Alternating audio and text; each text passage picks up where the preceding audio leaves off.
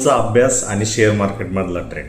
अमोल हा अतिशय हुशार विद्यार्थी आहे आणि त्याचा अभ्यास जो आहे तो वेळोवेळी कमी जास्त होत असतो आणि त्या अमोलच्या अभ्यासावरतीच आपण स्टॉक मार्केट मधला ट्रेंड जो आहे एकदम सोप्या उदाहरणाद्वारे समजून घेणार आहोत. या रीलला शेवटपर्यंत नक्की बघा.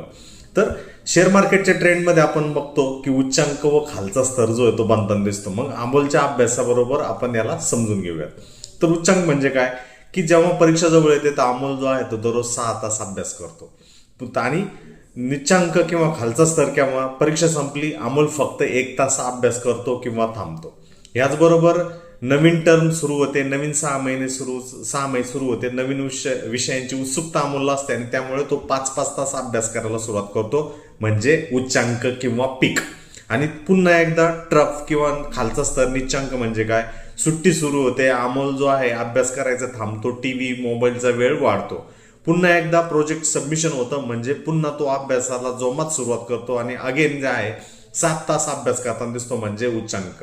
आणि पीक म्हणजे प्रेरणा, एक स्पष्ट उद्दिष्ट असताना केलेला जोरदार प्रयत्न. आणि हे महत्वाचा मुद्दा आहे की स्टॉक मार्केट मध्ये सुद्धा एक पिक्स आणि ट्रफ जे आहे ते तयार होत असतात आणि त्याला समजून घेणं सुद्धा गरजेचं असतं. ट्रफ म्हणजे खालचा स्तर म्हणजे विश्रांती, गोंधळ, लक्ष विचलित झालेला प्रयत्न.